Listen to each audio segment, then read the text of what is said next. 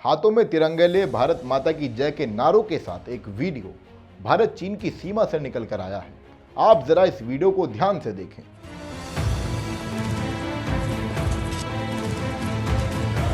Indian army, Indian army,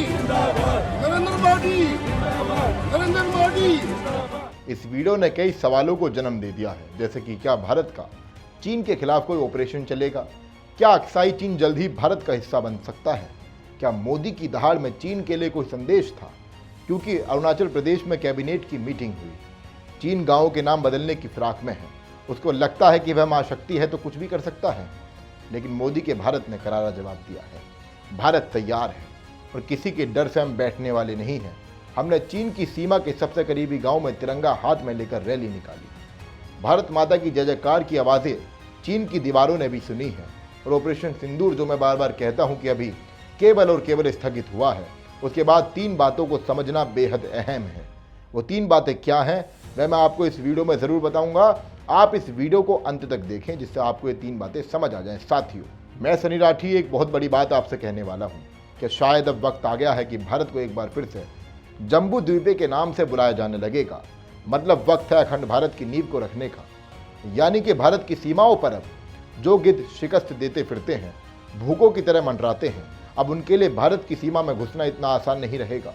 जैसा कि हम देख रहे हैं कि 3 बातें, जिसमें पहली बात है कि अरुणाचल प्रदेश के मुख्यमंत्री पेमा खांडू ने चीन को ट्वीट करते हुए कहा, क्या तगड़ा जवाब दिया है। आप खुद ही इस ट्वीट को देखिए और आपको क्या समझ आता है वो अभी कमेंट में लिख दीजिए। अरुणाचल प्रदेश के मुख्यमंत्री पेमा खांडू जी का जो आपने ये ट्वीट अपनी स्क्रीन पर देखा है ना, जो बैठक हुई है, इस कैबिनेट बैठक की तस्वीरें पूरा देश देख चुका है। भारत में एक गांव है जो कि चीन की सीमा के बहुत करीब है, इसका नाम है किबिथू।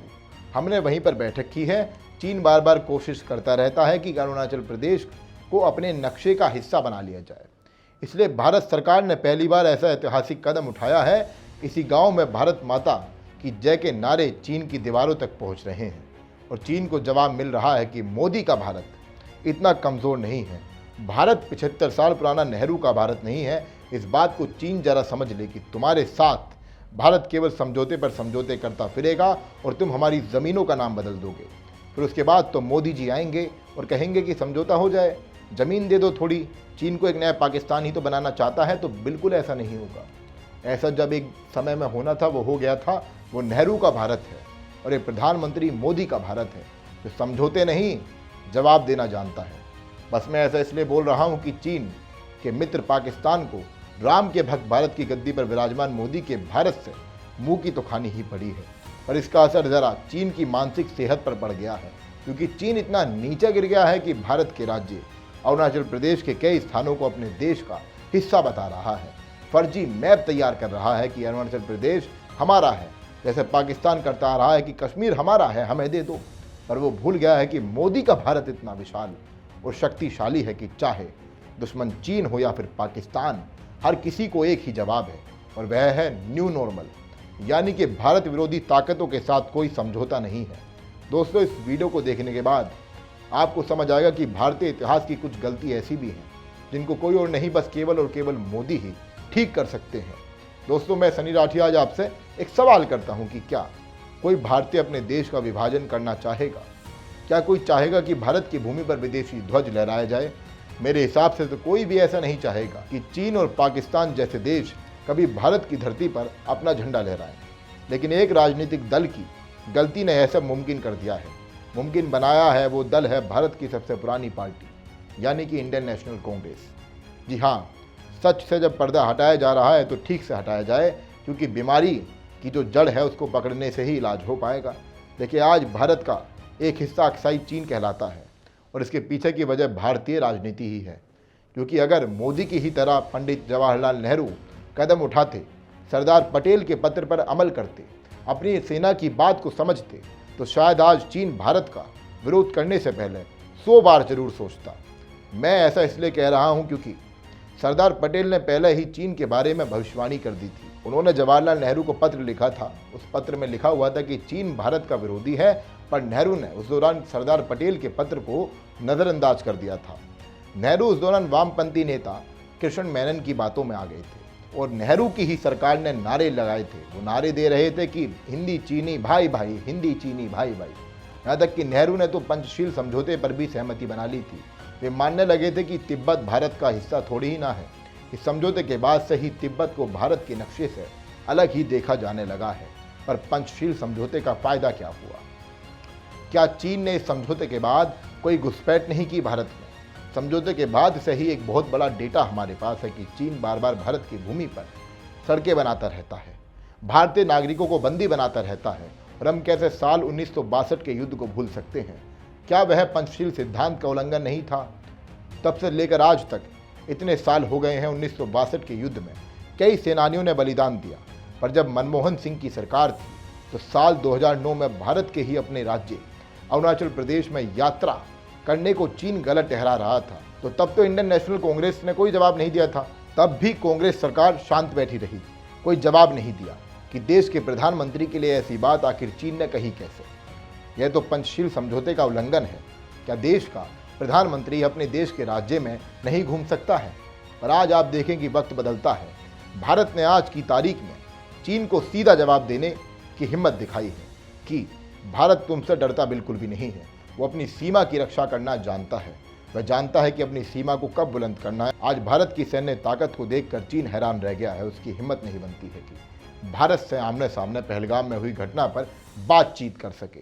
क्योंकि अगर आप लोग मोदी के भाषण को ध्यान से सुनेंगे तो मोदी ने साफ कह दिया है कि भारत विरोध की फैक्ट्री चलाने वाला चाहे कोई भी हो, उसका विनाश भारत करके ही दम लेगा। और भारत ने चीन का विनाश करके दिखाया है। चीन ने अपना एयर डिफेंस सिस्टम पाकिस्तान को दिया था और भारत ने उसको ही नष्ट करके दिखा दिया है। मोदी के भारत ने दिखा दिया है कि हमारे पास ब्रह्मास्त्र और सुदर्शन चक्र दोनों हैं। वक्त पड़ने पर हम अपनी दीवारों को और भी बुलंद कर सकते हैं। अब इसी बात से चीन को सबसे ज़्यादा डर लगने लगा है, क्योंकि भारत ने चीन को पहले ही मुंह तोड़ जवाब दे दिया है, शहादत दी है 1962 के युद्ध के योद्धाओं को कि भारत आज भी अखंड है और वो झुकेगा तो बिल्कुल भी नहीं। कुल मिलाकर भारतीयों ने अरुणाचल प्रदेश में अपनी एकता की मिसाल कायम कर दी है कि तुम चाहे कितना ही प्रयास कर लो, पर भारत की भूमि पर कदम जमाने से पहले ही उखाड़ फेंक दिए जाओगे। ऐसा इसलिए भी हो रहा है क्योंकि मोदी जी के नेतृत्व में भारत के पास मेड इन इंडिया हथियार हैं। भारत के पास कई ऐसे सच्चे दोस्त हैं जैसे कि रूस और इजराइल। मैं आपको यह भी बता देता हूं कि इजराइल एक ऐसा देश है जिसने भारत का साथ देने का वादा पाकिस्तान के खिलाफ निभाया है। उसने कहा है कि वो भी ऐसा देश है, वो देश विरोधी संगठनों को मानसिकता को जानता और समझता है। अब जो बात मैंने आपसे कही कि अब पीओके ही नहीं बल्कि अक्साई चीन भी एक बड़ा मुद्दा है। वह वही हिस्सा है जो कभी भारत का हुआ करता था। भारत इसको वापस लेकर रहेगा क्योंकि तभी तो भारत अखंड बन पाएगा। दोस्तों, ये जो वीडियो आप देख रहे हैं ना, यह सबूत भी है कि भारत ने मोदी के नेतृत्व में अपनी असली ताकत को पहचान लिया है। वो ताकत जो उसकी खुद की मिट्टी में मौजूद है, और वह है राष्ट्रवाद, यानी कि सत्ता के लालच में देश को कमज़ोर करना सबसे बड़ा पाप है। वीडियो को यहाँ तक देखने के बाद आप पहलगाम घटना की 3 सबसे बड़ी बातें समझ गए होंगे कि भारत ने चीन का HQ-9 एयर डिफेंस सिस्टम तोड़ गिराया, कि अब हमारे पास हथियारों की कमी नहीं है। हम चीन से नहीं डरेंगे। चीन हमको डराएगा और हम शांत बैठ जाएंगे तो ऐसा नहीं होगा।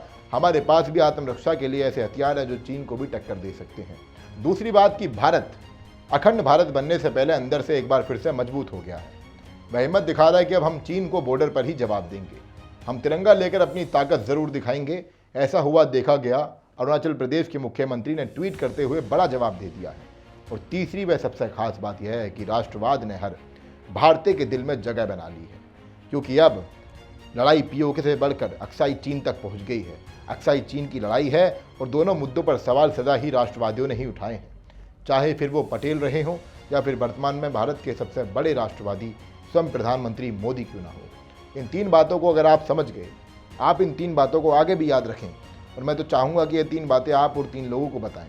तो चलिए इस वीडियो को आगे 3 लोगों को ज़रूर शेयर कर दीजिए। और साथ ही अगर आपको मेरा यह विश्लेषण जो भारत चीन की सीमा को लेकर है, अगर आपको यह पसंद आया है तो हमें कमेंट करके ज़रूर बताएं। ऐसे ही वीडियो देखने के लिए आप हमारे चैनल को भी सब्सक्राइब कर सकते हैं, क्योंकि हम सदैव ही राष्ट्रवाद व सनातन धर्म के मुद्दों पर आवाज़ उठाते रहेंगे। जय हिंद, धन्यवाद।